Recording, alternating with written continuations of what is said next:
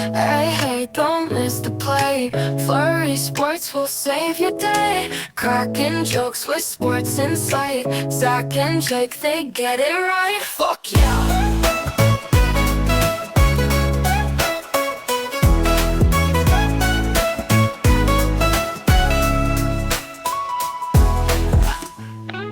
Merry Christmas, almost Happy New Year. How's it going, everybody? Welcome back to the Flurry Sports Podcast. And man, this NFL season's almost done.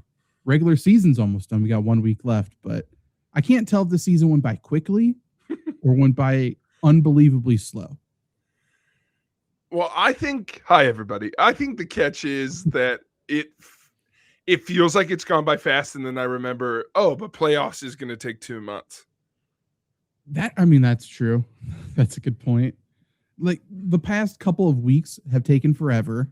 Yeah. But the season has been kind of quick, but also, like, the whole point of us doing the headlines, which we'll jump into, it's like Mark Sanchez was stabbed at one point this year, and I can't even pinpoint how long ago that was. I don't know where time is at this point. There's so much that has happened. The Magic Man choked a man in Eau Claire, Wisconsin. He did. Yeah. That should have been a headline. I mean, it was a big deal for us. It wasn't even a big deal for other people around here, but it was huge notable for us. Yeah. He's an NFL quarterback. He can do correct. What he wants. I think the bigger news for us was that people didn't know who he was. And we're like, come on. If you know a fourth quarterback for the Packers, it should be him. Exactly. He's on the Mount Rushmore of Packer quarterbacks for sure. The Magic Man, Are you kidding me? That's a funny list. We'll do that sometime. Who's number 4? Kind of is he not? I think it would technically be Dickey? Yeah, Dickey. Dickey or Malik Willis. Getting close. It's getting very close. Very, very close. I love that it's taken Malik Willis for the fan base to be torn on Jordan Love. Now everyone's like, you know what? Maybe he's not that good. I'm not sure. I don't know. I watched the Packer game and I was like, I've learned nothing. I've learned nothing from this game. I've reached no new conclusions. The Packers are technically a playoff team. You know what I think has to be frustrating for Malik Willis is, did that game make or lose him money? It had to have made him money. Had to. Someone's going to pay him. I don't know. I heard someone afterwards be like, Malik doesn't want too much tape out there. And I'm like, what are we even doing then? What do you Yeah, that's his worry at this point. He's just trying to show enough. Just enough.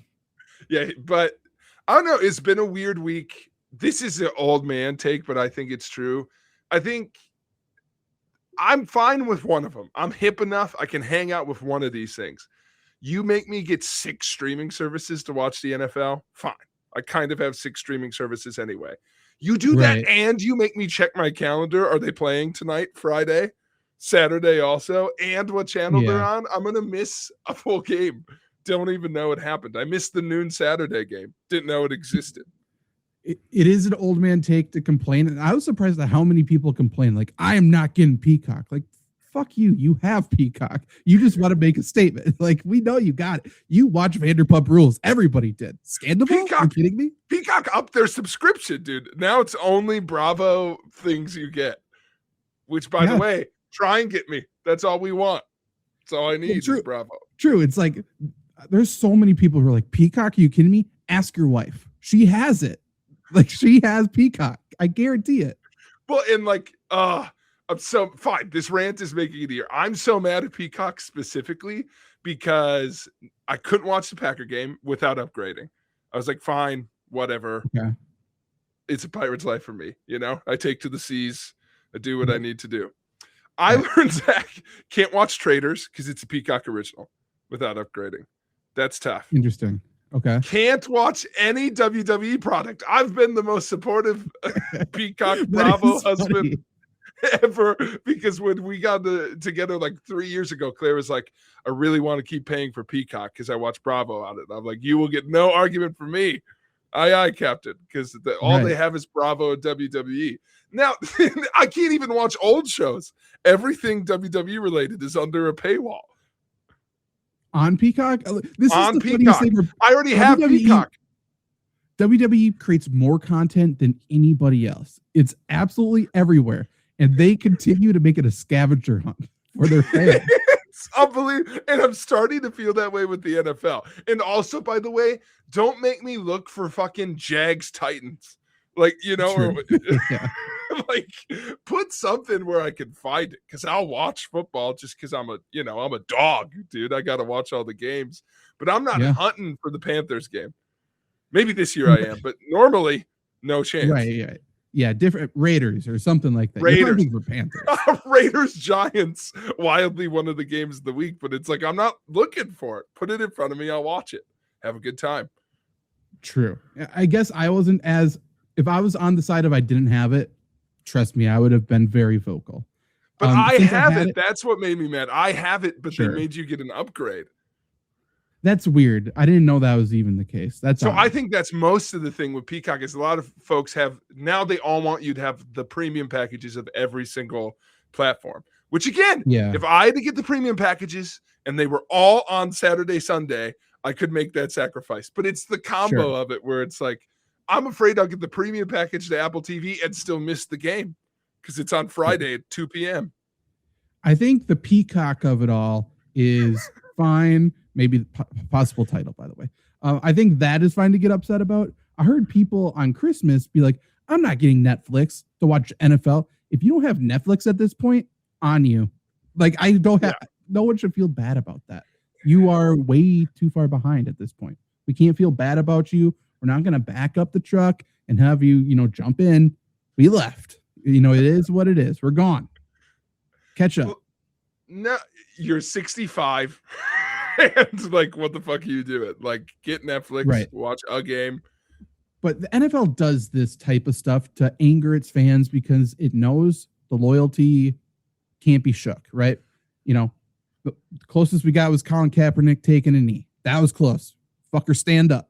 It's our national anthem, God damn it. But with like bye weeks and stuff, the NFL likes to do experiments in front of our faces to make everything kind of worse for the short time. So they're doing weird things with bye weeks. Packers got a week 5 bye and then has to play a million weeks in a row because they're going to add another week and add another bye week.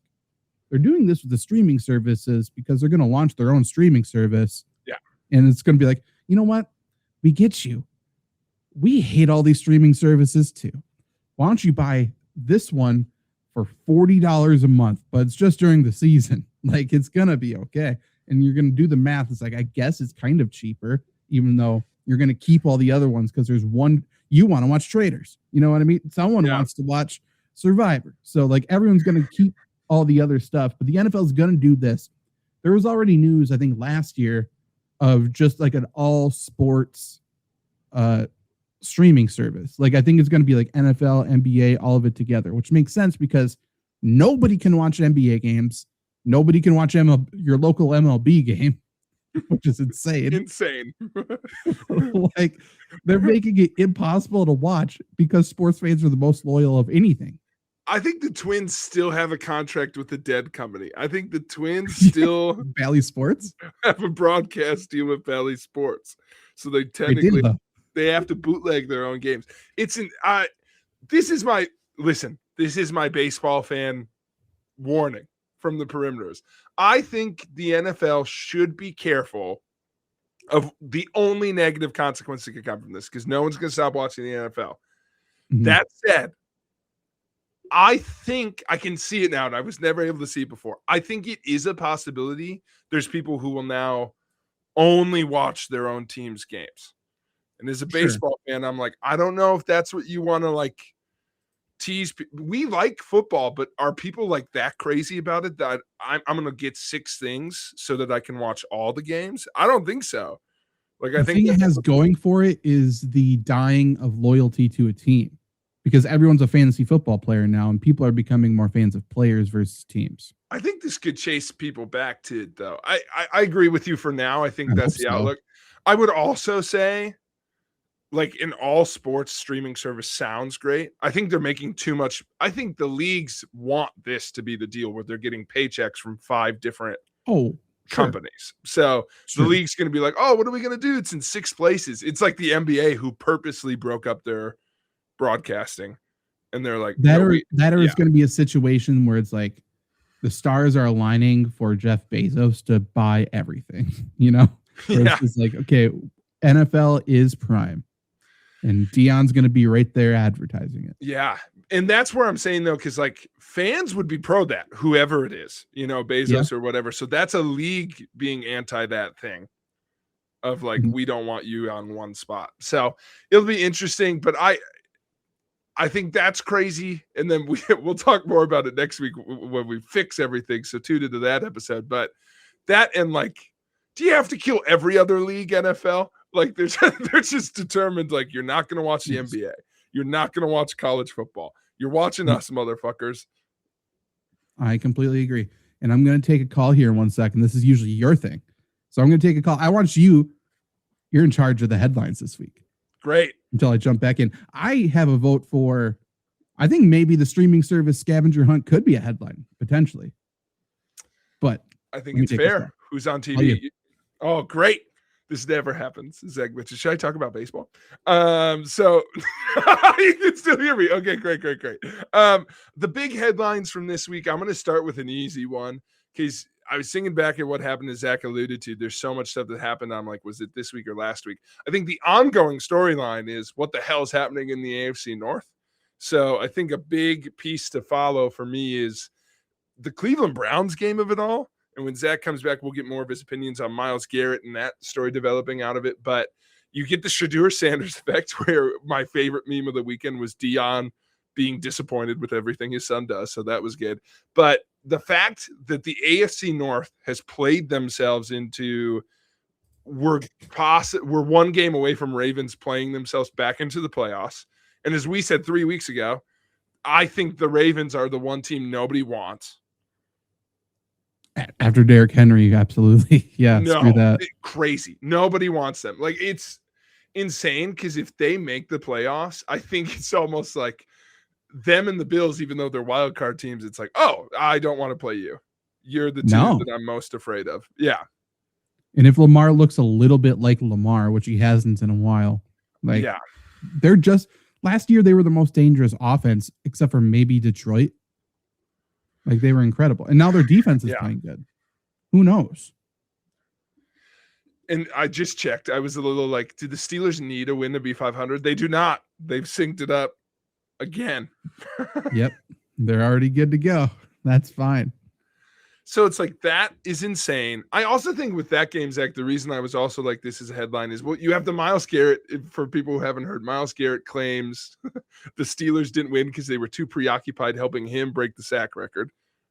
Right. They did not want the sack record to be broken against them, and that's why they lost the game. Insane. Do you think that's a good take? By the way, Myles Garrett was just trolling because he knew everyone would do this. Yeah. Myles Garrett, here's my theory. I guess this is Myles Garrett is trolling because Myles Garrett was getting very upset with people asking about how the fact he feels about being on a fucking terrible team. Because the other true big moment was someone asking him, you said before the season started, all you care about is winning, and you have 3 wins. So how you doing? And he's like, oh no, sack record. So I think he's a little bit deflecting, but I think, listen, does anyone ever want him to get a bunch of sacks? Well, okay, so we all agree the Browns are a bad team. Is that what we're all agreeing to? Do you agree? I agree. I think they're a bad team. Okay, so, and we think Myles Garrett's a good player, right? One of the best? Yep. I don't know who else I'm afraid of on the Browns. I guess I would try to stop their best player. I also love the fact that people haven't stopped. Like, it's a weird thing for him to suggest, now that teams know I'm close to the record, I'm trying to stop. The cat's out of the bag, baby.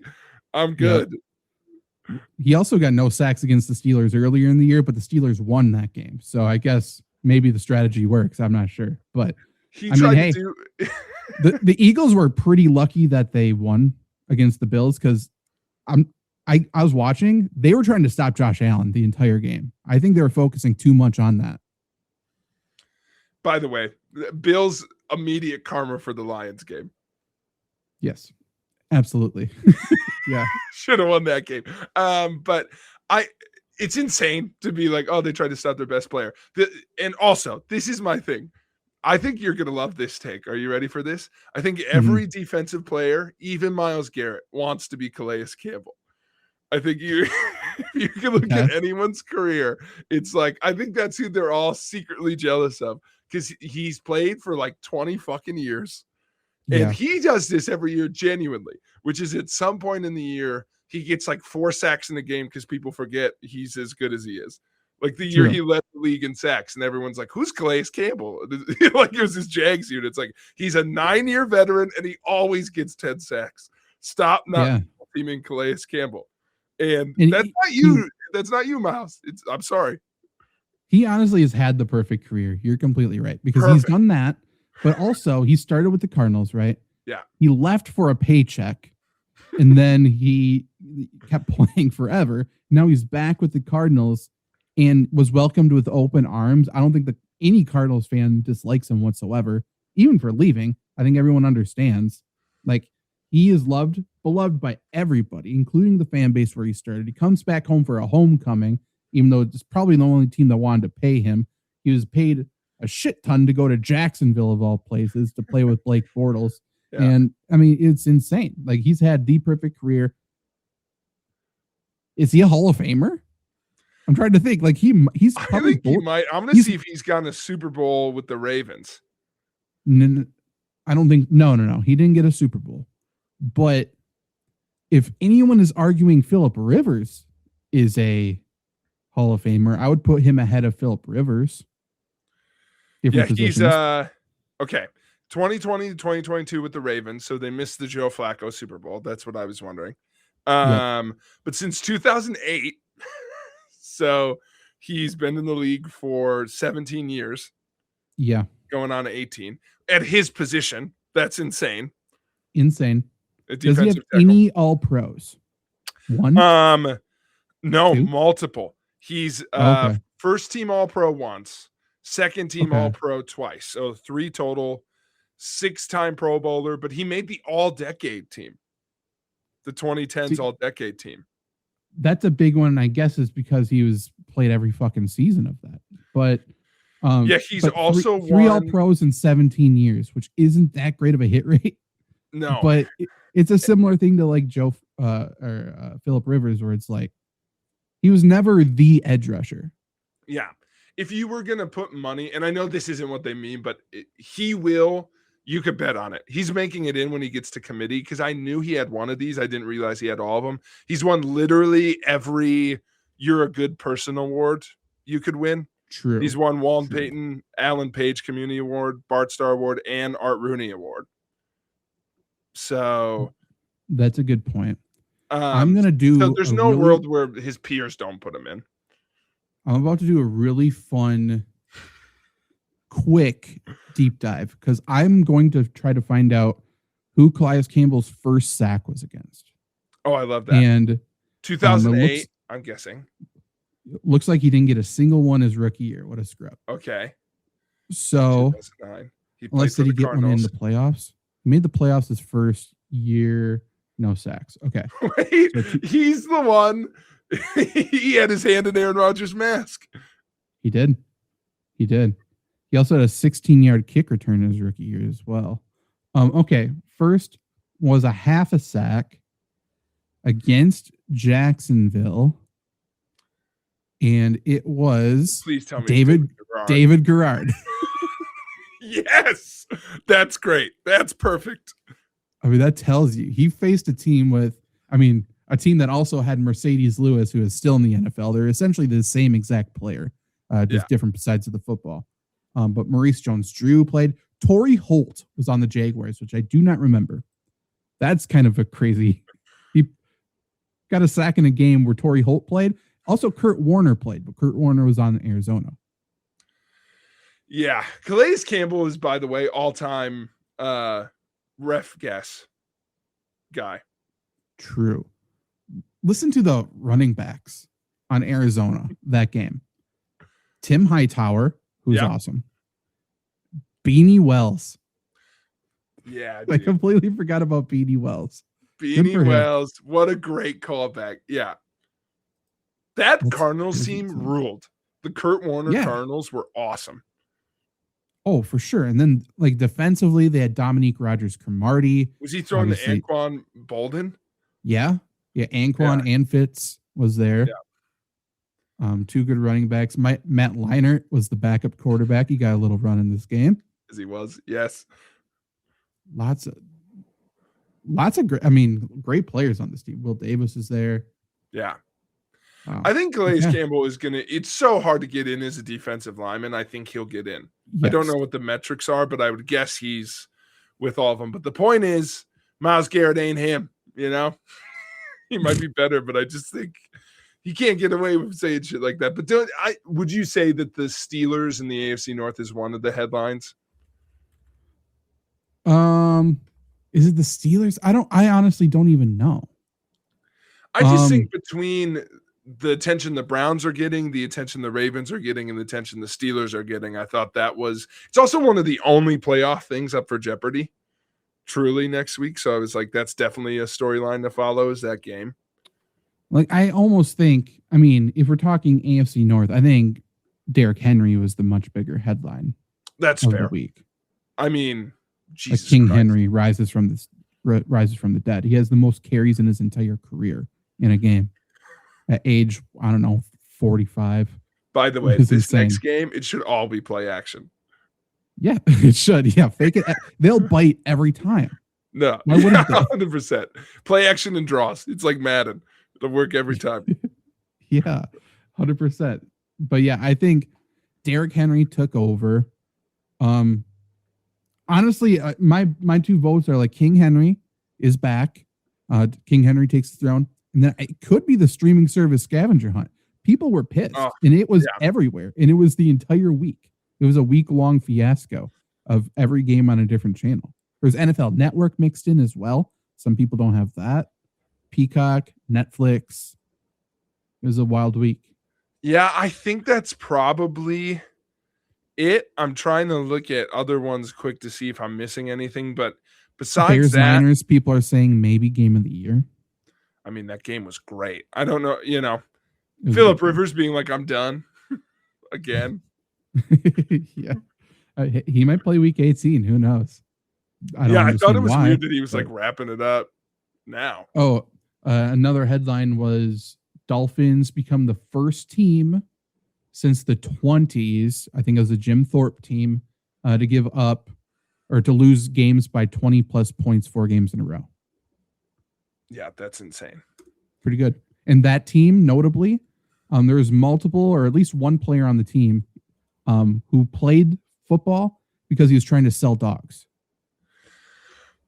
It wasn't he just wanted the publicity. He's trying to move some dogs. God damn it. Yeah, I know. That's why. Hey, did the Lions eliminate themselves this week or was that fucking last week? That was this week. That was Christmas. Merry Christmas. That's the storyline. Them missing the playoffs is big. It is big. It was, another headline, I guess, was the Christmas quarterbacks we got. Yeah. Like there's just insane Brosmer, there was Oladukin or whatever his name is. There's another one, I don't know, but it was just a complete nightmare. I don't know, but yeah. Lions killing themselves. Like the only person who can take out Dan Campbell is Dan Campbell. It's kind of what it felt like. I'm sorry. I did just look. NFL.com should be arrested at how they're portraying this. I'm looking at the playoff picture. Okay. They have, at least they did it to the Steelers too. They have the Panthers listed as on the bubble. They're technically in, you motherfuckers. Don't list them as on the bubble. Like they listed both of them as on the bubble. They're in currently. Why would you do that? Or they're in the hunt. That's what it's listed. Mm-hmm. And then they have on the bubble, and it's just the Ravens and the Bucks. It's a different tiered system. Yeah, there's in the hunt, on the bubble, and then there's eliminated. There's also like a lurking section too. But yeah, it's quite the the tiered system for the NFL playoffs. Pretty The prestigious. 4 seed can't be in the hunt. They're currently in it. They're in the hunt. They're in the hunt. You know, they're in the process. They are in the mix, to be sure. When did they ditch the X and the Y? I spent a long time learning what those meant, clinching certain spots. Some teams have an X and a Y, do they not? But Panthers do not. They haven't clinched a thing, but they are in the hunt to do so. No, NFL.com has ditched X and Y. It's just everyone's Really? in. We haven't told you. Everyone's clinched except the in the hunt teams. And then up top, it just says there's one available playoff spot. Okay. You know what? And they're hunting for it, aren't they? And no one's clinched. The Seahawks have clinched the 1 seed, haven't they? Why didn't they put that in there? They haven't clinched the 1 seed. They haven't because of the Niners. Jake, I got a PowerPoint coming up. It's going to explain to you everything. Don't you worry. I'm getting ahead of myself. I would say the 2 headlines. Let's do the streaming service and then Derrick Henry. Okay. Yeah. Let's do that. So King Henry takes the throne. And Randy, these are good questions. Maybe we'll wrap up with these. These are good. Answer one right now while I does the Cardinals coach get fired because it's related to NFL? I don't think so, but he deserves to. Yeah, that'll be interesting because who's the upgrade? And also hard to punish a guy for being in a good division. True. And like I think they have a decent team. They got screwed. Their backfield got screwed. They need a couple people on defense still, and then they just need a quarterback. What I will say is if they do somehow decide to fire head coach and GM or even just head coach, I was thinking about this today. That might be the like destination quarterback landing spot. Who wouldn't want to go there? Because we've seen what Jacoby Brissett's doing. Brissett has earned this job. He's going to get replaced for sure. So like, if I'm Kirk Cousins, that's where I want to go. Great weather, pretty good offensive line. And you got Marvin Harrison Jr., Michael Wilson, Trey McBride. They probably draft another guy. Like whoever gets to go to Arizona is feeling really, really good about it. I think it's super interesting. Yeah, I think that is a great one. I'm also looking up like the race for the 1 pick because they only have 3 wins. For a team that I don't think is that bad, they could. Raiders pretty much got it locked up though. They figured it out. Yeah, well, they lost. Yeah, lost to the Giants. That's the way you do that. Yeah. I mean, you also kick Max Crosby out of the building too. Yeah, doesn't that help? Yeah, the Raiders basically have it locked up. If they won, I'm wondering if they won, what would happen with the Jets, Titans, and Cardinals? Because they also all have 3 wins. Right. And so where are the Saints in this at the moment? The Saints have played themselves. Kind of. What place are the they? Saints are now 6-10. So they're the 8 seed, but they're tied at 6-10 with the Chiefs and the Bengals. So they're the 8 seed. But if they win a game, they'll drop to maybe they could drop all the way. There's a 7-win team of 14. There's some weird ties and things happening. What a dumb team. Like, yeah, you deserve this. Bad. And by the way, Bengals in that, I bet Bengals lose this week. You know who they face? Who? Myles Garrett. Think he sets the sack record against Joe Burrow? 100%. Think he raises the bar a few times in that game as well? I do. And then they have 5 wins. 5 wins doesn't hurt you because there's no 5-win teams.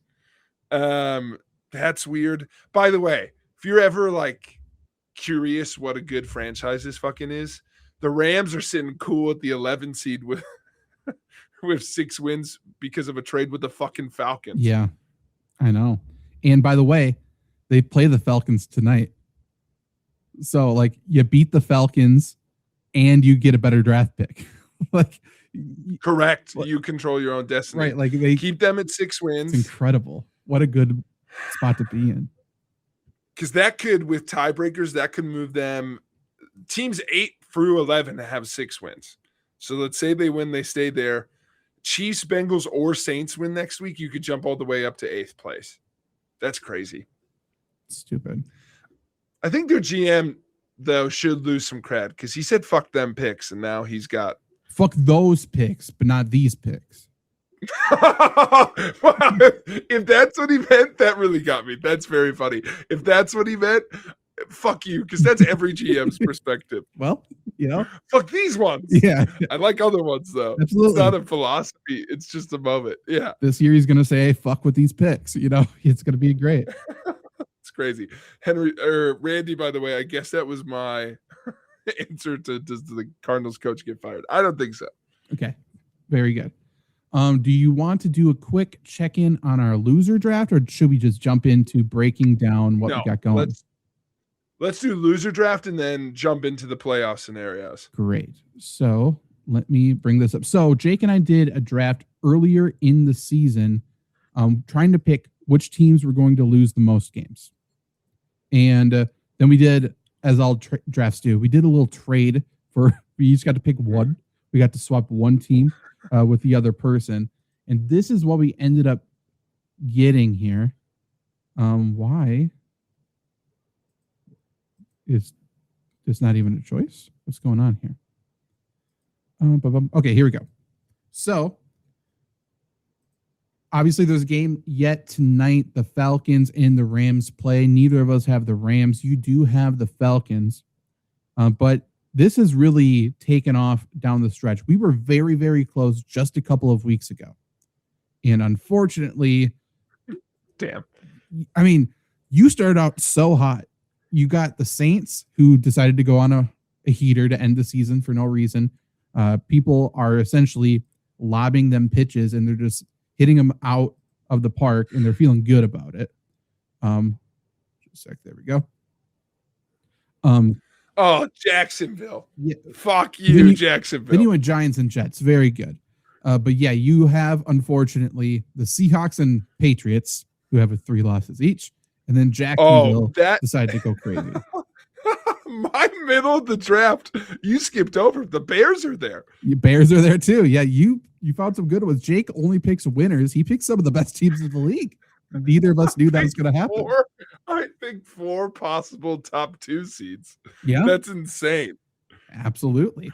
And the yellow ones are the ones we traded. I believe you gave me the 49ers for the Falcons, I believe, which was a good one for you.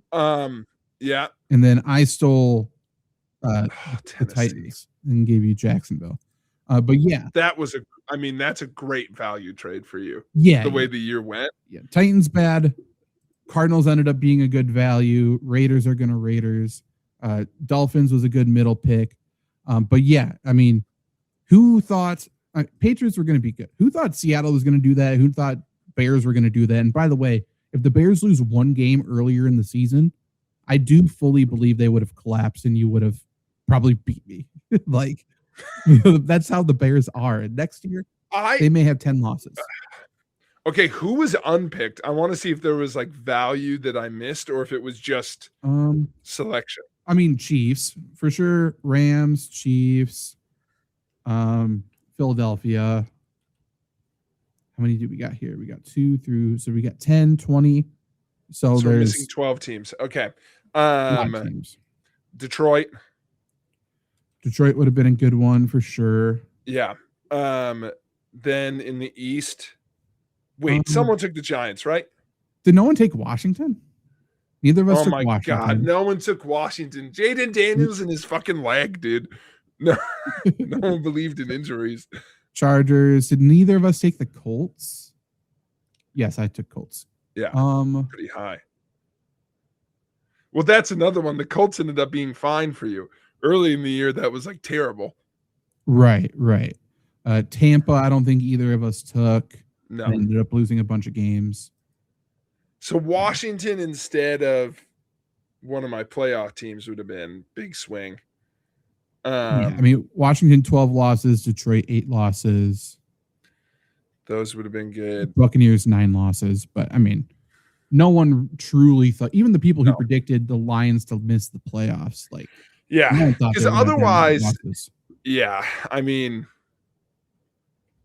there's no huge misses. That is kind of crazy because I was just about to say I feel really good about my Minnesota pick because I was determined that they were going to be bad. But Yeah. it's just kind of crazy because they were the worst team in the NFC North, but they're not that bad. They're just like, No, they're a good team. They're just a quarterback away. yeah. I think they seem worse because people remember what their quarterback could have been. Right. Somehow Sam Darnold is the savior right there for Seattle. Well, Yeah, Sam Darnold, Daniel Jones, even if you want to get crazy and say True. they could have had Aaron Rodgers. They could have. They turned down Rodgers. Right. I was going to say, I think that's pretty confirmed, right? Like that's a known. Yeah. So there's still a chance they get Rodgers next year. If he decides not to retire, there's a decent chance he goes there or stays with Pittsburgh. Yeah. I would say those are the two. Because that's such a different team with that. Because when you were talking about scariest offenses, I think the Vikings offense last year, when they're healthy, is just fucking terrifying. But we get to see it so rarely now. But no kidding. Damn, what a draft. What a move by you to get Tennessee. That's the one that I'm a little surprised. Even us not taking Tennessee till 10th. I'm like, what the fuck? I know there was a trade. I think you took them here. I think that's what happened. I think that's where we swapped. I think I took Atlanta maybe here, and then I took Tennessee. I know you gave me San Francisco. Oh, I think we did. One of us took, yeah. Like Atlanta, see were the bad ones, and then we flip-flop. The thing of that, you started your draft with Saints, Giants, Jets, Titans. It was 10, 13, 13, 13. Like you nailed this top. My middle pack, I hear you, Zach, and I appreciate you bucking me up. My middle pack could win the Super Bowl. If these were teams I bet on, I missed so hard in the middle. You didn't really, your middle is where you found your strike because in the middle you hit Miami, right? Arizona, Dallas, and then the trade for Tennessee. But like you got value just all the way through. You almost missed on Carolina. I know. Carolina arguably still did. I did, yeah. I mean, talking about Super Bowl potential play. It's just hard when that was the difference. Looking at the things, your misses are 500 teams. My misses are Super Bowl contenders. Super Bowl contenders. Yeah. Great teams. You found them. You said Seattle doesn't have enough attention. I'm going to highlight them. Yeah, because here's my thing. I remember saying out loud with New England and Cincinnati, I picked them back to back because I was like, one of you is going to be good, but one of you will be bad. So I feel fine about New England because I knew that I was like, one of you is a playoff team. I just can't figure out which one. Chicago and Seattle is truly baffling. Chicago, they are truly sleepless in Seattle. I mean, there is still many alternate realities where the Bears were the worst team in the NFC North. Like, I don't think that's that big of a miss. No, those alternate realities are like the last play of about 8 games this year. Yeah. Like, even last year, I said this is a very, very talented team. They were not the least talented NFC North team last year. Yeah. It's just they're the Chicago Bears. Does Ben Johnson go back to Detroit when they fire Dan Campbell? Maybe. It'll be interesting to see how much it takes for them to fire Dan Campbell, because I think if they miss the playoffs next year, I will become the strongest Dan Campbell defender on play. You know what I'm saying? Yeah. Like a guy just is a good coach. He drives me like people legitimately were calling for him this year, and it's like, learn your lesson from Jim Caldwell. What do you like? Do you want to do this again? You don't even have an excuse to be racist this time. No. Dan Campbell just likes Applebee's and he shouts a lot. It's fine. He cries all the time too. I will say every defense I have for Dan Campbell does make me be like, oh, maybe we shouldn't fire LaFleur, because some of it's true for both. And I'm like, oh damn it, maybe we should keep him. LaFleur is getting blamed for this last loss. That's crazy. See, this is what we do. We blame LaFleur for everything. I don't like LaFleur, but it's like, did you watch the offense? Because I don't think that was the issue. No, and we make bad arguments because then it's like, then we have to defend him and then we won't fire him. And it's like, but I also watched the Dallas game. Yeah, exactly. I can't Everyone blame him for deserves to be Carolina fired. because if Carolina makes the playoffs, I'll be so sad. Or misses, sorry, almost backward spoke. I want them in because they're magical. If Tampa Bay pulls out a win just to look like they have been over the past 2 months, the first round of the playoffs, that sucks. It's like that. It's just then for sure Todd Bowles deserves to be fired because why did you get our hopes up? Why did you send Bryce Young, who I don't really think is good, home, even though he is playing? I don't know if he's playing good. I was gonna say he's playing pretty good. I don't think he is, but they are a good team. I want Rico Dowdle versus Christian McCaffrey. Give it to me. Who's better? I don't know. I tell you what, I can tell you who's going to have more carries that game. Can you? I don't know. I think if they make the playoffs, Dowdle's going to have 72 carries. I think it's going to be insane. He absolutely should. You can't lose that game and go, you should have gave him the ball more. That's the one thing you can't say, you know? I mean, that's Baltimore Ravens every game this season. I think they should make it and then bring Greg Olsen out of the booth. Why not? Hey, Cam Newton's been complaining about why he didn't get a shot with the Colts. Let him come play. No, you stepped on my joke a little bit, but I'm going to flip it on you. Everyone but Cam. Everyone but Cam. Greg Olsen back. Steve Smith Sr. back. Not who's in Carolina? Oh, Kuechly. That's good. Why not Julius Peppers? Long time. Let's line it. Rivera's playing D-line. Yeah, not even coaching for sure. Yeah. Well, we figured out coaching. I'm not taking it away from Dave. He's got it. True. He's earned it. Yeah, that's true. You're right. Rob Rivera, special teams coach. You can't tell me he wouldn't get those boys zooming. I mean, he would be fully lost out there, and I would really like to watch that too. Starburst. Run it out. Yeah. What play we run. It's a reference for 5 people. All right, Zach, hit me with your PowerPoint, dude. Okay, so there's a lot happening in the NFL, so I think it's only fitting we go back to business school here and we create a PowerPoint. Does everything look good on your screen here? Yes, we're loaded, ready to go. Okay, so NFL playoffs start in 2 weeks. We're heading into the final week of the season. We are all pursuing Super Bowl LIX in San Francisco. And Jake, the road to the Super Bowl, when does it start? Now. Damn right, it starts right now. Here we go. So week 18, what are the current standings? Here we go. So for the AFC, currently the Broncos at 13-3 have that top spot. Patriots, same record at 13-3. And the Jaguars are also still in the mix for the number 1 seed at 12-4. That's crazy. It's insane. Jake took 2 of those teams on his loser draft. So then we got Pittsburgh Steelers technically in the playoffs or in the hunt at 4. And winner of the AFC North game we'll get to in a little bit will be the 4 seed. Then we got Houston, Chargers, Bills at 5, 6, 7.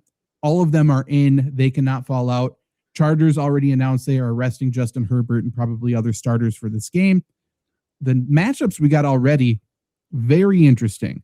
If everything stays the same, I mean, Bills and Patriots for the 3rd time is extremely interesting to me. Chargers, Jaguars in a throwback of a complete collapse a couple of seasons ago. That's very interesting to me. Then NFC side, not as much can shift. And again, just there's the number 4 seed is the only team that can fall out, and it would be a switch. Panthers are at the 4 seed right now. It would be the Tampa Bay Buccaneers. They play on Saturday. They will kick off week 18.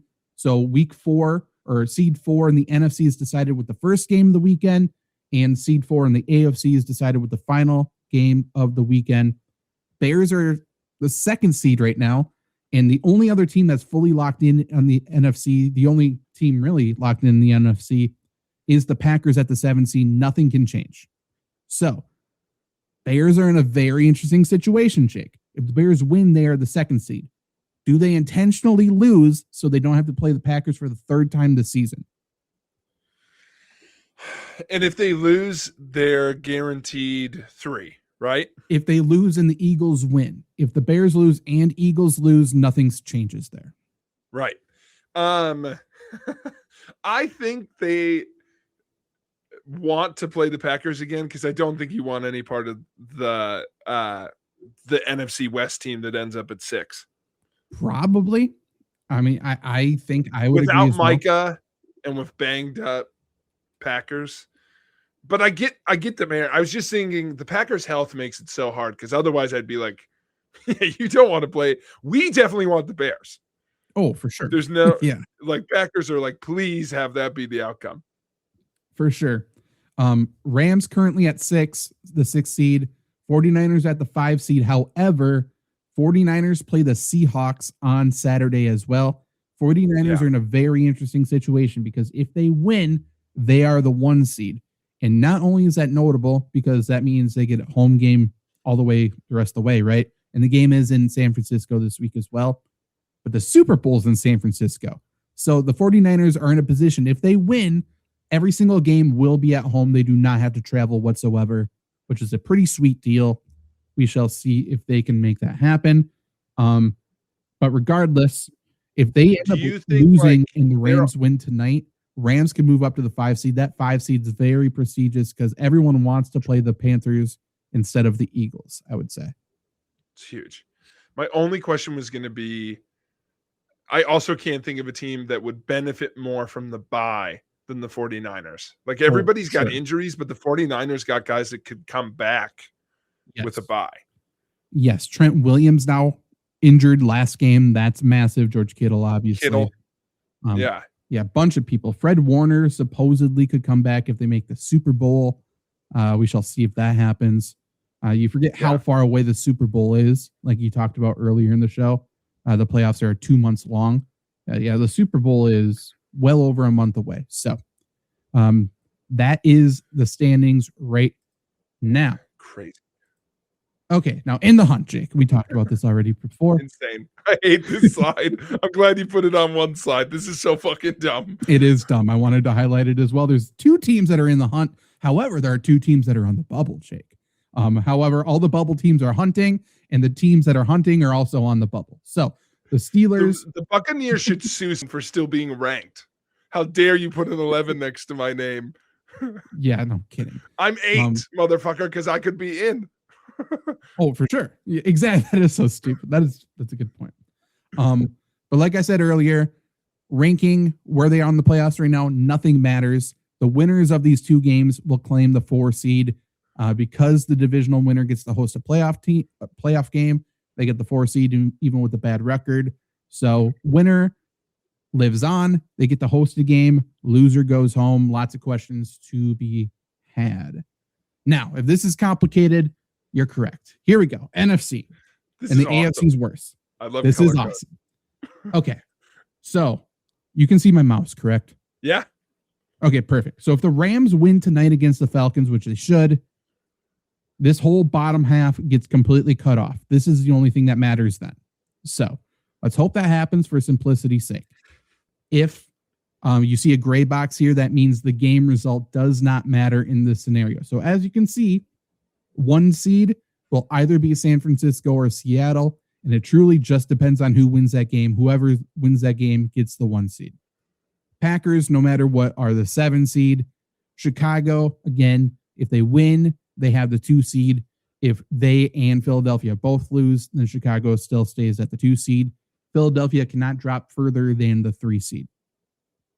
4 seed, NFC South winner, easy peasy.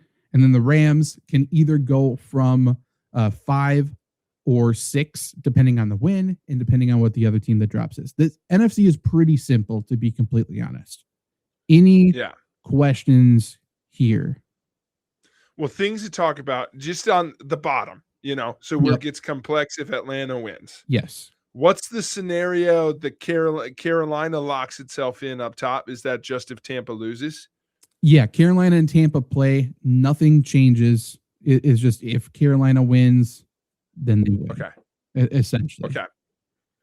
And then no questions. I guess my only thing is like, all right, so all the seeds that are up for grabs, including, the 1 seed is the most straightforward because it's just, like you said, those 2 teams are going to be in there and everybody wants the 1 seed. Yeah. I guess because that's the easiest to talk about. I feel like that's so much more prestigious than the AFC side. Yes. No, I guess it's both. Well, I was going to add in the factor that it's like, you don't want anything to do on the AFC side. I'm more worried about the 4 seed. I guess that's the thing, is like, you miss a bye here, but if you're not the 1 seed, you're the 5 seed. So at least you still play Carolina. You just don't get a bye. On the AFC side, you might have to play the Ravens, which we'll get to in a second. Yeah. Or the Steelers. I mean, that fucking sucks. So I know it could be a lot of things, but I was just going to ask, what is your prediction? And that might come up, but like, what do you think is going to be how this shakes out? If you had to predict the most likely outcome, just based on who we know is playing, it would be Green Bay 7, because we know that for sure. Yep. What's the most likely 6?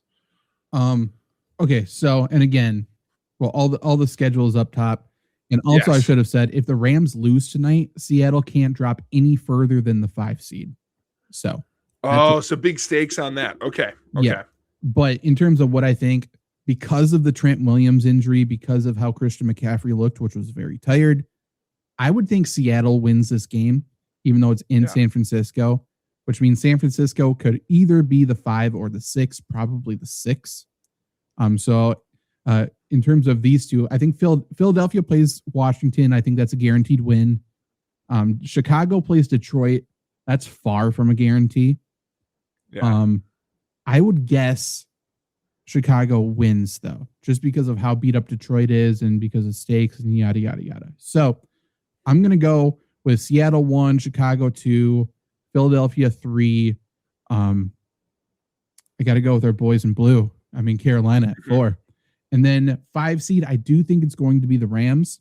So then the Rams would end up going to Carolina. We got that Baker Mayfield, Matthew Stafford showdown again. And then the 6 seed will be San Francisco. San Francisco will play Philadelphia, run into that buzzsaw yet again. Philadelphia will just run completely all over them. And then, that's how it's going to shake out. And then the playoffs, remember, are they reseed after each round. So Seattle, if they get the 1, or if San Francisco gets the 1, they will always play the lowest seed. So, decent chance that they will play an NFC West opponent pretty quickly as well. Since there's 2. Unless Packers win. Unless Packers win, they have to go to Seattle, and that's never something Packer fans want to see in the postseason. No, but can I? I feel like I've just been haunted by a vision. Okay, because I think here's the like fairy tale ending is, like you said, Seattle wins. They should probably win. By the way, if they fucking win, I'm all in. He should be coach of the year. I know he probably won't. That's fair. Not betting favorites. That's crazy. Yeah. That's an unbelievable season. That should be what happens. But they're 1 seed. Zach, I've just been haunted by this. It's like Ghost of Christmas Future. Okay. We were all like, the Niners are dead. I know. The Niners are done. If the Niners win, walk with me on this. They're 1 seed. Mm-hmm. They get a bye. Everybody comes back. Suddenly their window's wide fucking open. They all told me it was closed. By the way, Shanahan called Purdy an assassin this week. That was a crazy quote. They get there. You're telling me they get a bye and then Packers at home? That's a guaranteed win. I've seen that story 10 times. Yeah. That's terrible. True. Then you get to the championship game and it's Niners Eagles again, or Niners. I mean, I would love somehow we end up Niners Seattle again. Yeah. It'd be great. Yeah. But it's like, I think Niners 1 seed, and it's like, oh, how have they not been a favorite the whole fucking time? That's true. And I mean, if they get 2 weeks to prepare because of the bye week, it's crazy. It feels like Brandon Ayuk suddenly, solves all of his issues with San Francisco, right? And I hadn't thought about this. The Niners in a Chiefs-less playoffs. I know. No big bad waiting for them. It's just them, dude. I would love 49ers Bills. That'd be the most fun team for the Bills not to win another Super Bowl against. We'll see. Let's take a look at the AFC because it's a little more complex. This is insane. I was waiting for this. Okay, this is crazy, Zach. Okay, so again, the only thing truly locked in is that the winner of the AFC North matchup is the 4 seed. That's all we know. Yeah. The 1 seed could be Denver, New England, or Jacksonville. Jacksonville has an outside chance. Probably not going to happen, but it certainly could. So if Denver wins, they're the 1 seed. Easy. If Denver loses and New England wins, they're the 1 seed. Easy. If they both lose, then Jacksonville will need either Houston to beat the Colts. Oh, they'll need Houston to beat the Colts, the Chargers, obviously, in Miami to win both of those games, and then nothing matters in Jets Buffalo. Otherwise, they can get the Colts to beat Houston, and then both of those, and then you can see on the bottom here, the Jaguars need at least 4 of these teams to win. Arizona, Carolina, San Francisco, the Giants, Patriots, Packers, Commanders, and Ravens. If they do, then they can force a tiebreaker if they can get in, essentially. But most likely Jacksonville is going to be the 3rd seed because I can't imagine the Patriots lose to the Dolphins, but maybe. And then Denver plays the Chargers. Again, the Chargers already announced they're sitting all their players. So it sounds like everyone's kneeling for the Broncos to get a 1 seed, which is very dangerous because I don't think there's a better home field advantage in the AFC because of the climate, because of the fans, because of all of that. So that's kind of a nightmare. 2, again, Patriots, they win. Denver wins. Patriots are number 2. Chargers, they can only fall to 7. They can't fall completely out. So if they lose, they're pretty much guaranteed that 7th spot. They're currently number 6. And then Houston will play Indy, who Indy's been pretty bad. It's in Houston. You know, bada bing, bada boom. Sauce Gardner just came back. He's already hurt again, and he's trying to defend himself. But the matchups that we could potentially see, if we are predicting, Denver probably number 1. Who do we want to see the Patriots go up against? Because the Patriots versus Buffalo right away, like, it's great. But do we want to see that matchup a little bit later on? I don't know. If you saw, I probably messed up the screen for a second, but I got it back. What needs to happen for the Pats to be 3 and Jags to be 2? Pretty much the Patriots just have to lose, and Jacksonville probably just needs to win. So Jacksonville wins.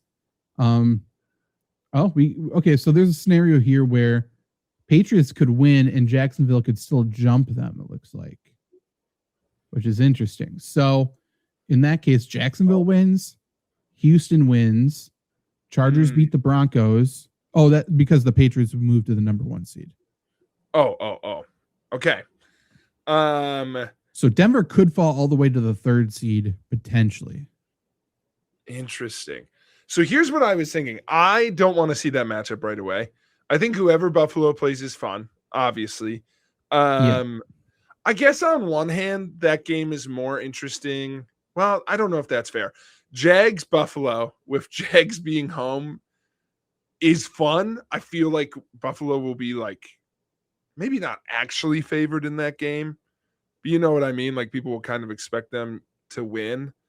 Yeah. But I feel like if the Pats know Denver's got it locked up, why would they want to be the 2 seed? Why wouldn't you want, would you want any part of that when you could be the 6 and instead be the 3 and instead play the 6, who would be, who's the 6 seed in most scenarios? I mean, not great, but Chargers, more than likely. It could be Buffalo.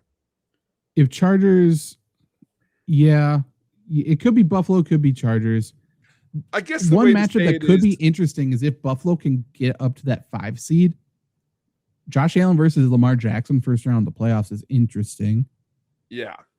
I guess this is the way to word it without getting too bogged into it is to your general question. I think what's interesting for these top seeds is a scenario, no offense to them, but I think of the wild card and lower seed teams, you want to play Houston. So what's the scenario where you line up, try and get, if you can end up in a 5 seed instead, and play Houston, that's, not a 5 seed because they're a wild card too. But if you could somehow line up and get Houston, that's what you want. Because even if it's the Steelers, I think you want to see Houston instead of Steelers, Baltimore, or Buffalo. I think Chargers might be the easiest pull here potentially. I was going to ask Chargers or Houston. Yeah. Okay.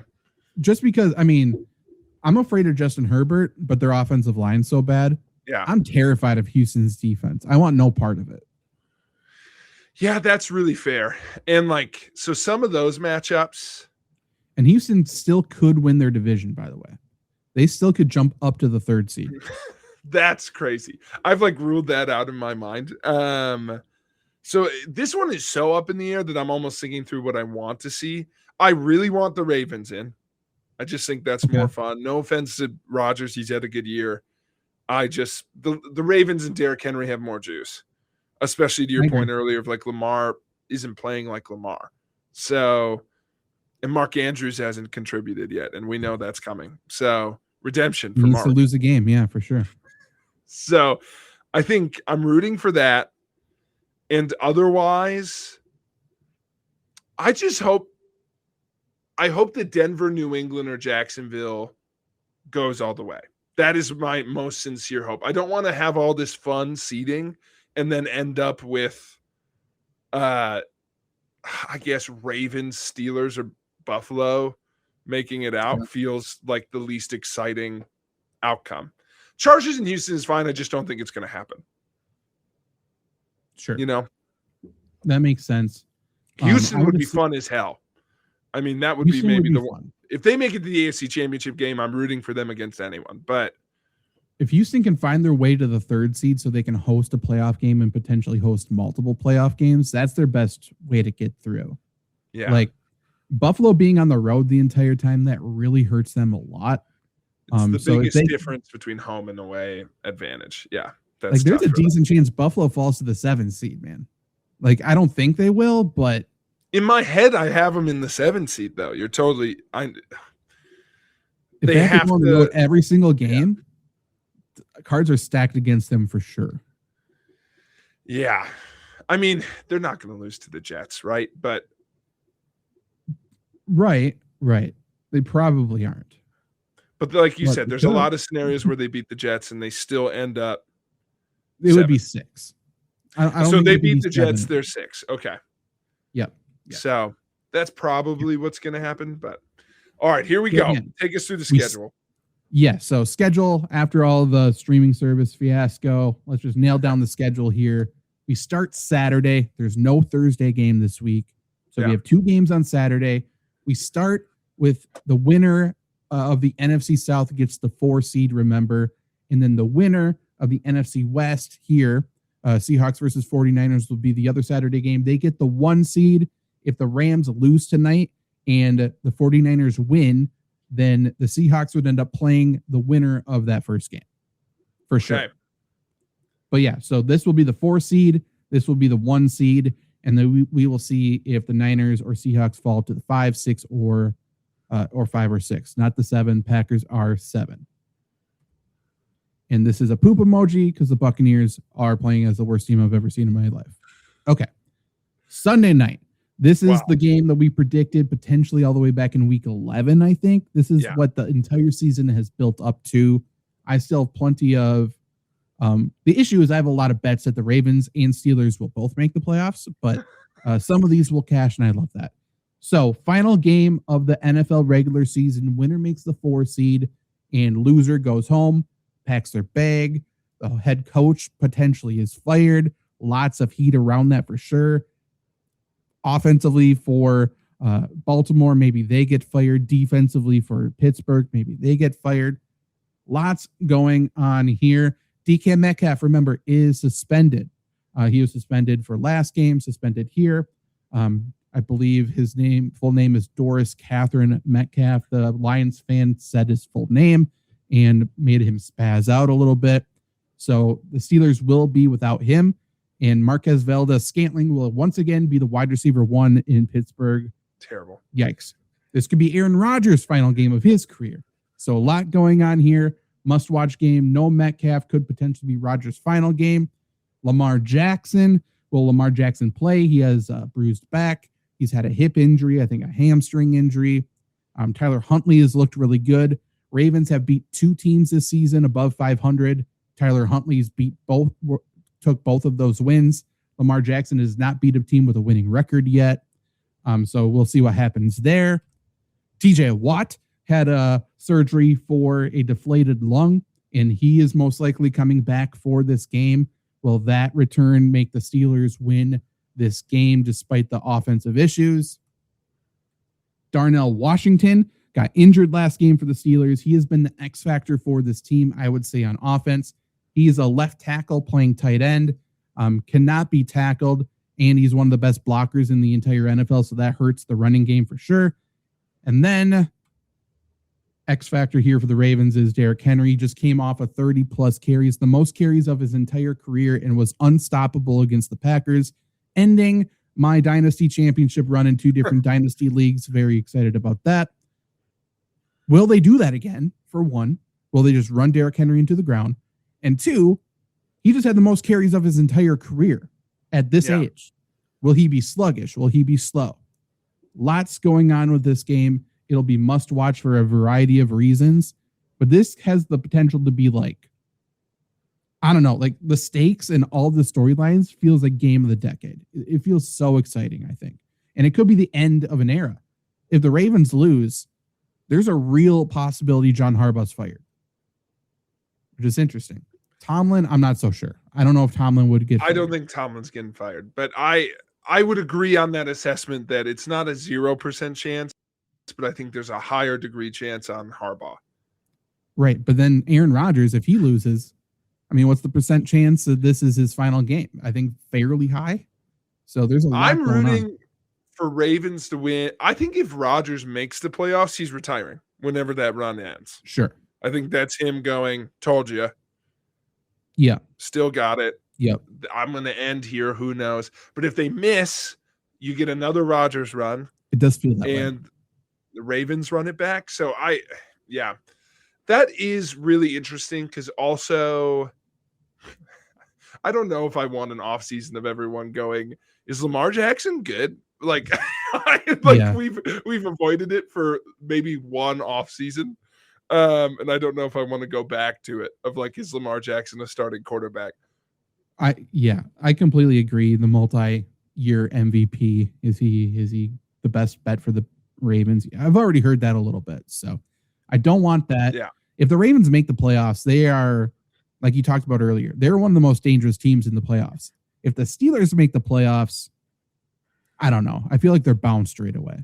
Well, it's weird. Am I wrong in thinking like Ravens are the more dangerous team, but I think I'd pick the Steelers here in this matchup? In this game, this like one game? It's going to be so close just because like I think it's low scoring. I trust Aaron Rodgers. I just don't think they have anything on offense right now. No. It's Marquez Valdez-Scantling. It's Adam Thielen. It's Pat Freiermuth, and it's Jonnu Smith. And their running game is worse because their best blocker is out. And their offensive line. If they score over 30 touchdowns, Pat has a 3 TD day. In my mind, that's a shoo-in. Pat maybe comes through. Maybe. Yeah, I truly don't know. And then I think they could very easily stop Derrick Henry on the ground. And if that's the case, can the Ravens pass? I don't know. We shall see. Yeah. Okay, Jake. So now we got to talk about Super Bowl predictions here. And we did this earlier in the year. We looked at the logo. As always, the NFL. The NFL tips its hat. Who is going to be in the Super Bowl based on the color scheme? And we looked at this and we were confused as everybody was. Now, lots of colors going on. There is like a pinkish red and a blue on the trophy. Is that a giveaway? I'm not sure. But I think there's one thing that makes a lot. I mean, you see pink, you see blue, you see yellow, you see green, you see red. Lots going on. It's a rainbow. I mean, we're in San Francisco. Like, if there's one city for there to be a rainbow, it's going to be San Francisco. And I think that is the telltale sign, not necessarily, it's not like it's a red and a blue color scheme like in the past. Like, we can't just pick 2 teams. So we got a rainbow color scheme. And what does that mean? Get out of here. What does that mean? I personally think. What does it mean? Tell me. Probably the first openly gay quarterback in the NFL is going to be in the Super Bowl. So we got Caleb Williams here for the Chicago Bears. I would guess that the first gay quarterback is probably going to be in the Super Bowl for the NFC side. That makes sense to me. So congratulations, Chicago Bears. That's the prediction there. But there isn't an openly gay quarterback in the AFC. Not openly. I've seen a lot of commercial run a bunch over the past couple of weeks. This is an insane landing spot for your bit. Okay, go ahead. This commercial with Trevor Lawrence and Travis Hunter. There's a lot going on here, and I understand it's probably showing the people of Jacksonville that, hey, a white man and a black man can be friends. We don't need to be extremely racist to people like this. Yeah. Like, we can be bros on the field, but they can be lovers in the bedroom as well. That's kind of, there's a lot of Nazi propaganda energy here and talk, except for the showering. Look it up. Lots of gay propaganda for the Nazis. But that's what's going on here. So in my opinion, we got a Chicago-Jacksonville Super Bowl based on the color scheme. Probably. That's scenario one. Any arguments? I'm an ally, so no arguments here. No, I think it's great. I think that's great for the game. And obviously, I would unironically watch the shit out of that Super Bowl. It'd be a great. I want nothing but bad things for both. I mean, what a crazy game. Yeah. One of you's going to win the fucking Super Bowl. By the way, probably not in every household. If we watch that game, we would hate watch the Bears so hard. I know. Fuck the Bears. I would love nothing more than the Bears to get their hopes up and then just get goose egged in the Super Bowl. That would be so much fun. I do think it's always a good Super Bowl bet too, of like, which of these quarterbacks loves God the most. And I think Trevor Lawrence might have everyone beat. Oh, for sure. If it's between Caleb Williams and Trevor Lawrence, 1000%. Okay. That's scenario one. Scenario two. So obviously there isn't a team or two teams that really complete this entire color scheme, but there's a lot of blue. There's a lot of red. So, and again, blue and red on the trophy itself. If there's going to be a year for this to happen, no Patrick Mahomes, no Kansas City Chiefs, no Joe Burrow. Mm-hmm. They got hard knocks. They are no longer just kings of the AFC East. They actually are underdogs. They have all the chips on their shoulder. I think Josh Allen and the Buffalo Bills could be the AFC representatives. Okay. And I think they could be the team of destiny. Like, this is set up for Josh Allen, the Buffalo Bills, to win the Super Bowl. If they get there, who would even stand in their way? Because they don't have the Chiefs anymore. They don't have the boogeyman anymore, Jake. Oh, wait. The team they just played. The team that's built specifically to beat the Buffalo Bills. The team that is the boogeyman that's been lurking the entire time right in front of us. But we've been not wanting to, just face it. The Philadelphia Eagles. The Buffalo Bills will feel like they finally made it. They got the monkey off their back. They make it to the Super Bowl. And then they run into the Super Bowl champions yet again, except for this time it's Philadelphia. And they get absolutely smashed. I don't think it would be close. If they play in the Super Bowl, it's a 40 burger. They will get destroyed. They will be. AJ Brown puts up 400 yards. He's so fresh. Yes. Jalen Hurts will be the best quarterback in this game, making every throw. Buffalo would set the new record for most Super Bowl appearances with a loss. Right now they're tied with the Vikings at 4 lost Super Bowls without a win. They would be up to 5. I feel like this is what we're shaping up to. And again, a lot of blue, a lot of the blue-green. We got red there.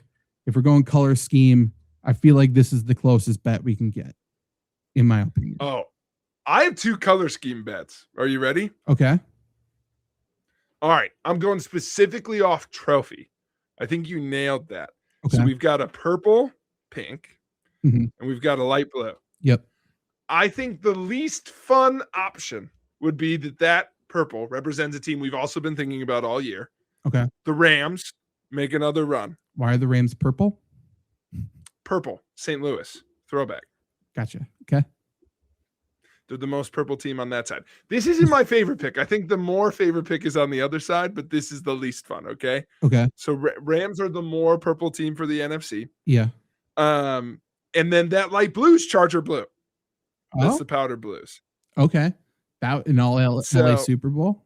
Interesting. All LA Super Bowl. Jim Harbaugh loses, of course. Yep. But that's a fun run. That's a fun Super Bowl. Hey, remember that time Justin Herbert, like Joe Burrow, made a Super Bowl? True. True. And I think Stafford would get another one, which I think is a possibility. So for sure. I think that's option one. I think the best color scheme fit, no doubt in my mind. And there's one reason we're not thinking about it, Zach, and it's because there's no fucking way these two teams make it. But if it's color scheme, it's in the AFC. Who's the purple team in the AFC, Zach? It's the Ravens. It's the Ravens. They make it in. They get hot at the right time. But who's baby blue in the NFC, Zach? Who does nobody want any part of? Rico Dowdle and the boys. Line us up. We get a Carolina-Baltimore Super Bowl. No one will ever be more racist towards Lamar Jackson than they are in that Super Bowl. True. And I'm not condoning it. I'm just predicting it. Yeah. Boy, people would hate that Super Bowl except for us. We would love that Super Bowl so much. I'd buy Carolina merch. No doubt in my mind. Rico Dowdle jerseys up the ass. It would be insane. And to your point, if Carolina makes it there, they're going to be riding Rico Dowdle. And at that point, we can have the conversation of Derrick Henry versus Rico Dowdle because it's set up that way. That'd be very fun. That matchup would be crazy. That would be so fun. But color scheme, that would be the matchup. Bryce Young in the Super Bowl versus Lamar Jackson could be like a future, like the only thing there's no one thinks Bryce Young's gonna be good. No, we'd have to like convince ourselves of like, is this the future versus the present? We'd all be like, no, but we could. That's such a funny matchup on paper because no one's excited about that right now. No. Then you got Luke Kuechly and Ray Lewis doing media tours, just amping up their team. That would be good. Steve Smith would be talking all the shit. Luke Kuechly must play. Yeah, for sure. If they make the Super Bowl, Luke Kuechly must play. He deserves it. Like, please, just let him do it. He needs. I saw him do some media stuff the other day. He's very much in game shape. He looks good. And then Shannon Sharp plays for Baltimore. Yes. He needs redemption too. Yeah. Sure. Why not? He needs redemption. You're right. That's the thing I'm most right about. Who else is pink? Is there any other? The Seahawks have a pink jersey. I mean, everyone has a pink. They got they're the blue-green, I guess you could go with on that side. I mean, Rams are an easy yellow. You could do yellow-blue. Seattle, Baltimore. Yeah. It's a pretty Carolina blue, but I mean, if we're just saying it symbolizes blue and not necessarily baby blue, like Rams has the blue and yellow taken care of. Yeah, I suppose. If I was honestly going off a full logo color scheme, we called this at the beginning of the year. I think it'd be Bills Packers. Potentially, yeah. I think the green gold is the most obvious color combo, and then red and blue.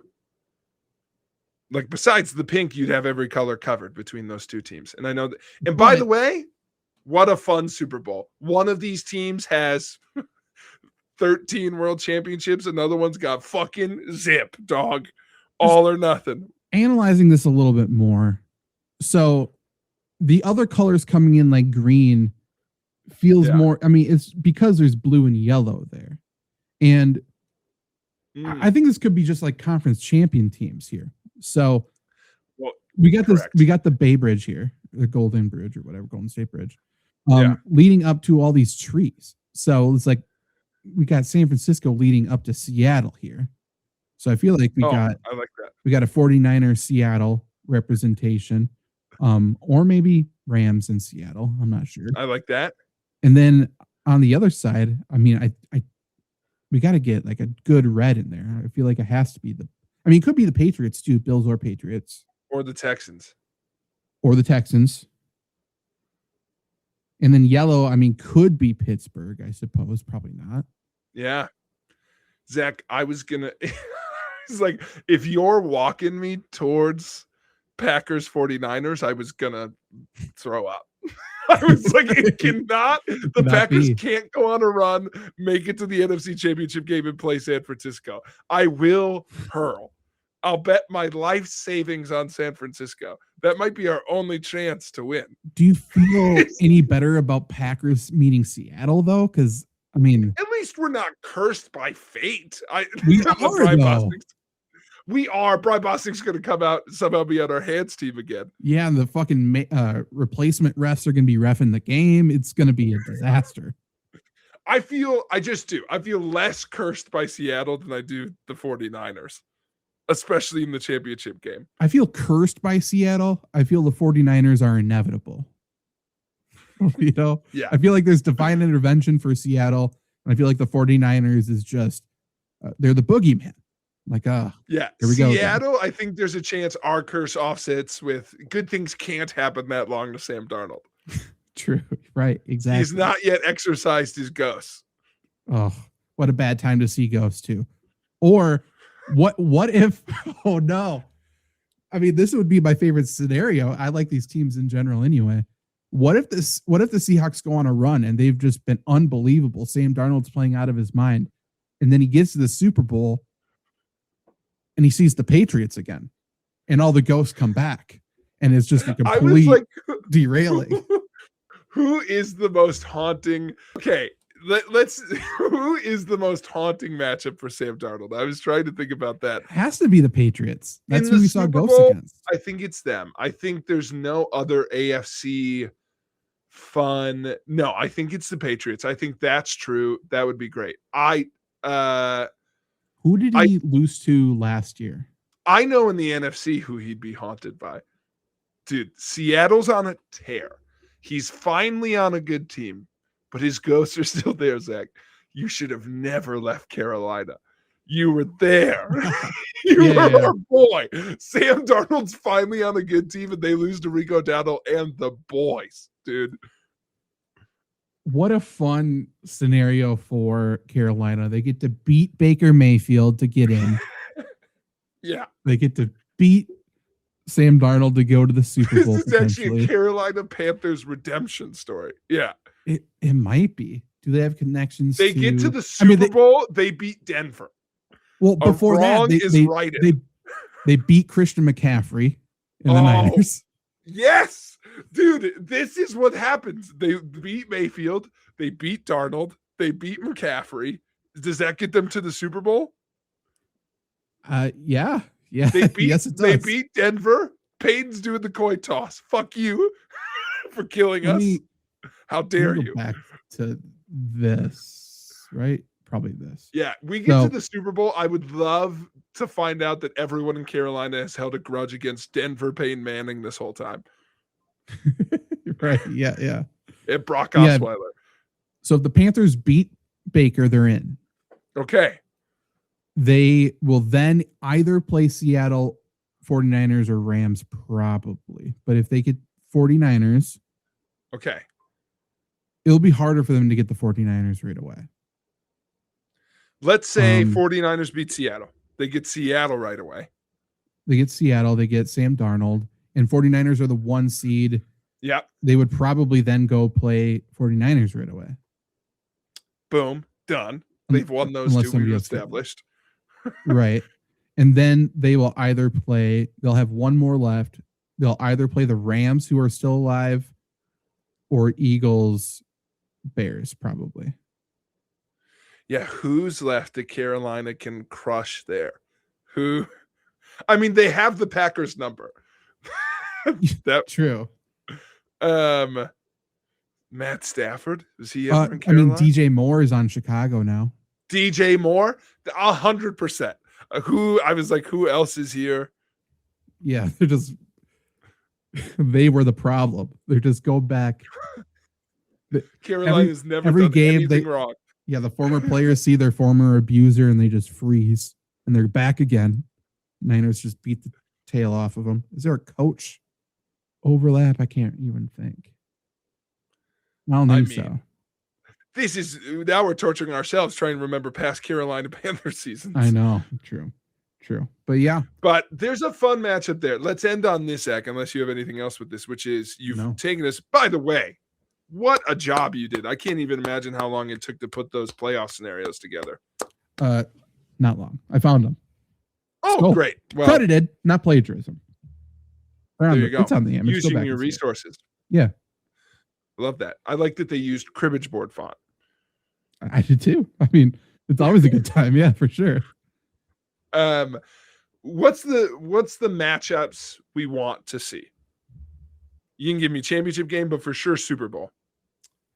The most fun Super Bowl matchup for me. Yeah. Would probably most fun's funny. Yeah. I mean, Carolina is so fun. In terms of like the NFC, who's more fun than them right now? Because and the only team I would cheer for. What'd you say? I'd say Seattle. I think I like Seattle. They're not fun to me. Like I don't want to watch. I understand they're good. I don't want to watch them. Yeah. The only fun scenario with Seattle is seeing Sam Darnold see ghosts.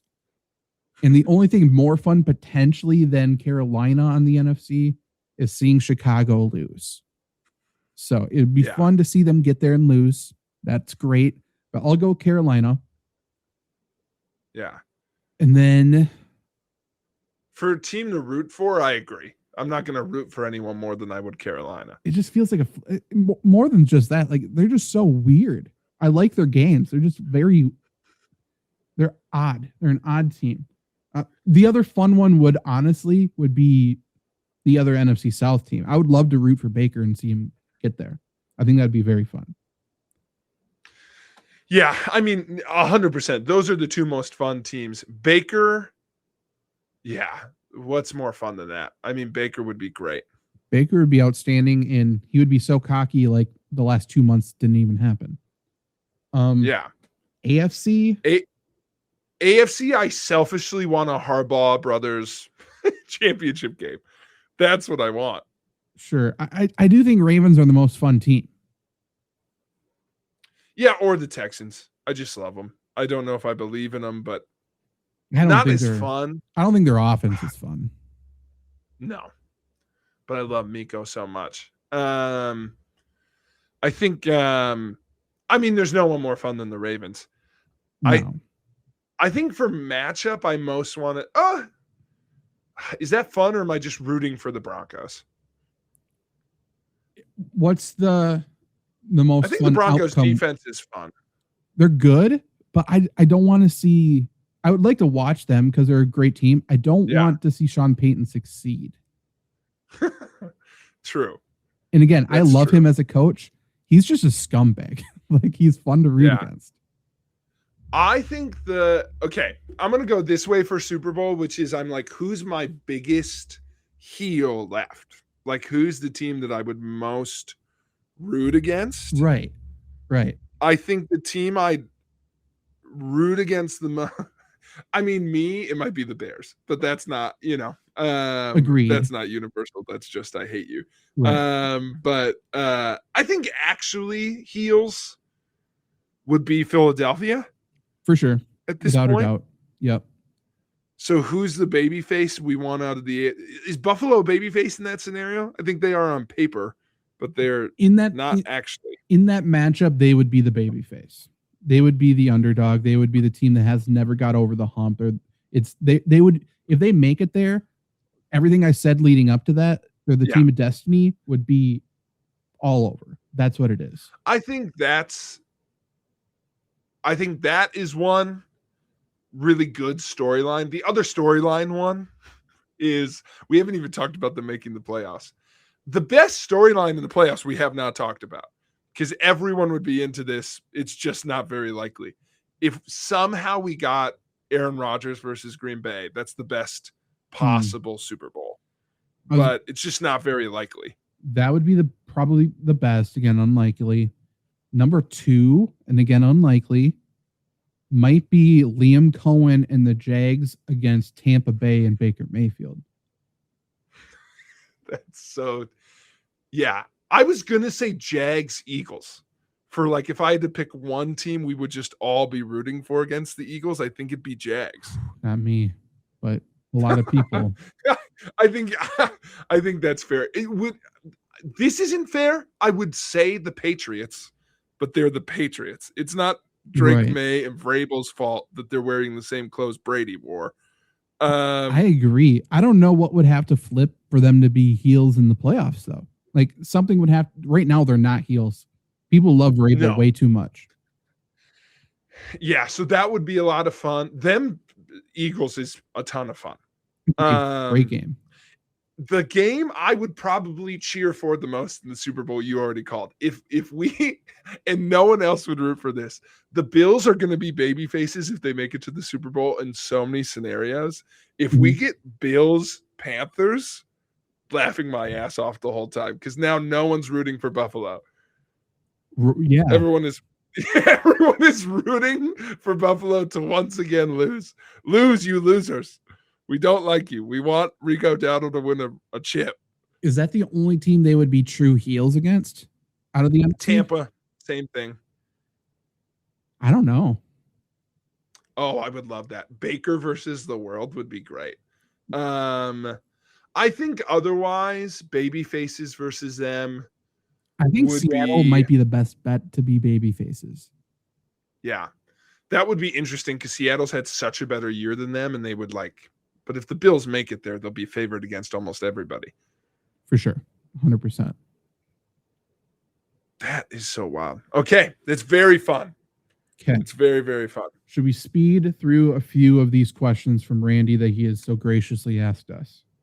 Yes. Randy, I'm going to take one off the plate right now. I think I'm going to do a video about best matches of the year. Okay. So I'll take that off. Zach, do you have any matches that you watched that you're like, this is my favorite from the year, I guess? It's so hard to remember like what was the start of this year and not. I mean, I think I know what your favorite one this year was. What was it? With the Joe Hendry and Orton? Yeah, Joe Hendry, Randy Orton. I mean, that was a great match. It was a really good match. Just to like help me set the scene in terms of the schedule. Yeah. Has Roman Reigns fought this year? Yes, at the big shows he has. At Mania, it was Paul Heyman in every corner. That was this year? No. Yeah. Okay, that was WrestleMania was. Yeah, that was very good. I loved WrestleMania. I think people. I'm never going to be one where it's like, yeah, I didn't like the Cody Rhodes match. It still was probably the most fun I had watching a show all year. Sure. So you really like that one. And then thinking of other ones that I know you liked from the year.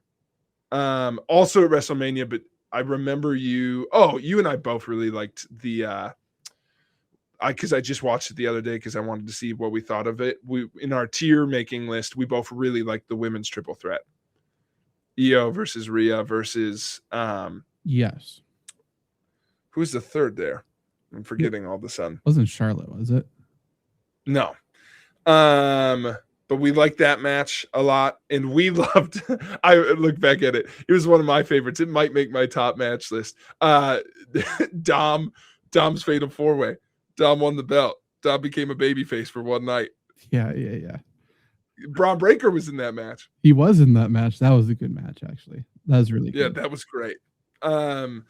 Yeah, I'm gonna say my WWE list. I'm not gonna do an AEW list, so I'll just tell you, Randy, and folks who watch it will know. AEW's had so many good matches. I just don't get them weekly, so I don't watch them as much. My favorite match of theirs this year by a long shot is so good. Is the Hollywood ending between Toni Storm and now I know she's in WWE and's got a different name, so probably not going to get her name right. But everyone will know what I mean when I say the Hollywood ending. It was great. It was so good. It's the only time AEW's tried to tell a story in women's wrestling since they started, so good for them. And sorry, shots fired, but it was fucking great. It was so good. Zach, you might like it because it was – I enjoyed that. I'm like, that might be the most hardcore match I've ever watched. There's so much fucking spots in it. Oh, really? There's like high heel nail spots. It's crazy. So it was good. Okay. Otherwise, everything with Hangman Page this year has been good. So there's that question. I'm going to skip to garlic bread or breadsticks. This is an interesting one. Let's assume they're at their best. Breadsticks Okay. for me. I feel like the best breadsticks I've had are garlicky. So I think I would go with garlic bread. Because breadstick without Touche. garlic, I feel like isn't going to be good. But I didn't know they couldn't be garlicky. Is that a I don't know. stipulation? I don't know. I just know the garlic bread's for sure garlicky. I like that argument by you. How many pancakes can we eat in one sitting? Probably a lot. IHOP's bringing back the all-you-can-eat pancakes for fantasy football punishments, which was a great marketing scheme. That's good. Very good. Those kind of pancakes, not as many as I think I can. You know what I'm It's never saying? as many as you think. They do soak up shit quickly. I think without hurting myself, 5. I haven't had an IHOP pancake in forever, so I don't even know how big they are. But pretty big, are pretty they? damn big. It'd probably be around there. It's never as much as I think. I always order 5 too pancakes in my brain equals 1 cake, and I can eat a cake. You know? Sure. I mean, that's true. That's a good point. Anything else you want to answer for sure? Favorite food takes. I'm trying to think of any that he's agreed with me on. So probably none. Gatorade or Powerade? I've flipped throughout my life. I almost always have been a true Gatorade stan. However, when they had sour melon Powerade, I was all about that. But otherwise, fully on Gatorade, I think. I like the watermelon Powerade a lot. Or is it the white cherry? The white Powerade, whatever that is. Yeah.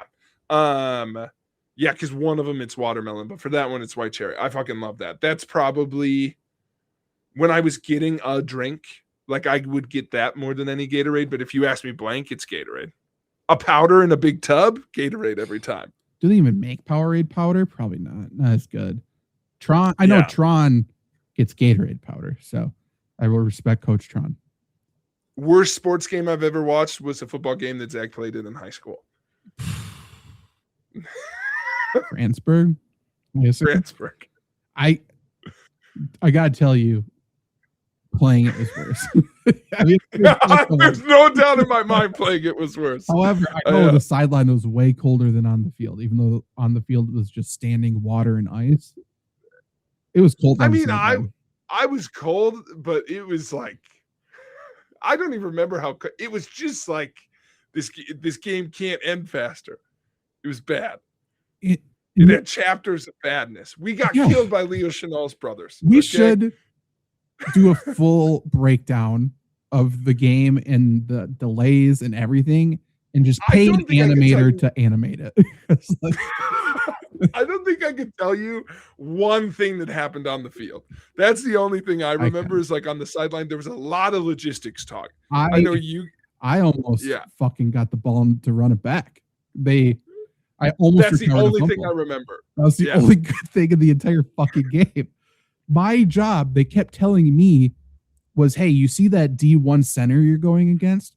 We just want you to chop his legs and make him fall on you every time. And again, there's standing water on the field when it's like felt below zero wind chill. Super, super windy. We were a passing team that we could not pass because it was too windy. What a disaster. What a bad game. We got home 9 hours after we left. Yeah, we got to go to school at like noon because we got back so late. You got to go to school at noon. They didn't let they did let towel and water boys. Oh, really? Okay. Because I remember that was a tough ask for Coach Mack. Can I come to school late? Why? Did you play? No. That's fair. I remember I got to school. Everyone was already in class because school was going on. Yeah. And I walked in the door, and at the other end of an empty hallway was our quarterback, Jeremy Solom. And it was dead silent. We didn't say a word. It was just one of the most surreal, weird experiences. We slowly walked to each other and we just hugged. It was like we survived. We got back from war and it's over. You know, we will talk about it again someday, but right now, let's just a hug that says it's basketball season. Basically, yeah. We got through it. And then I found my best friend who tore his ACL on the opening kickoff. Yeah. And I yelled at him for being a traitor. and he was so happy. He bragged about tearing his ACL because he was not there at the game much longer. That's the only thing I remember was when we came back to school. He was already there. Yeah, Because he was like, I got to go. So he was the only it's one like, I I went saw. and got hot cocoa. I got donuts. I'm like, you tore your ACL. It had the only play you tried blocking the entire year. What a disaster. Otherwise, worst profession. Can you think of a worst game you've watched, like, out of fandom? There's been some bad Thursday night football games. There's a few, including the Broncos a couple years ago. I'm trying to think of a. Oh, I have a funny one. There's probably worse games, but the Bengals Packers game where both kickers decided to forget how to play their position was insane. That's a fun one to think back on. Like, a kicker must decide this game. Yeah. Was terrible. That was awful. I've watched some terrible Twins games, but those aren't as funny. Out of pure fandom, I was a huge fan of the Broncos and Peyton Manning. That Super Bowl with Seattle was so bad. It was bad for everybody. But if you're actually rooting for Denver, it's like, oh my God, what the hell? That's a great pick. Yeah. Final game of the year, Super Bowl parties. Like, what do we do? We'll end on this. Who do you think the performer was that year? Do you think it was good? What a great question by you. 2013. I know whose house I was at. I'm going to say that was Red Hot Chili Peppers. Okay. 43-8. What a terrible. Was that Beyonce? You were right the first time. I don't even remember the other guy there, but Red Hot Chili Peppers. Do you know who performed with them? No. Bruno Mars. Oh, I do. Okay. I was in the right ballpark. That was, because they gave Bruno the spot because he hadn't had any of his hits yet. So he didn't have enough set to do the whole one. Kevin Harlan was on the call. That's got to be. That was probably the only saving grace for parts of that game. What's the best? Let's end on this, on the highlight. Let's wish this into existence. What's the best Super Bowl you've ever watched? Let's take the Packers out of it. I don't know if that would have been your pick anyway, but that's the only time I've ever had a team I was rooting for that hard. You got let's take the Broncos out of it when Payton finally won. The Steelers-Cardinals one was really, really good.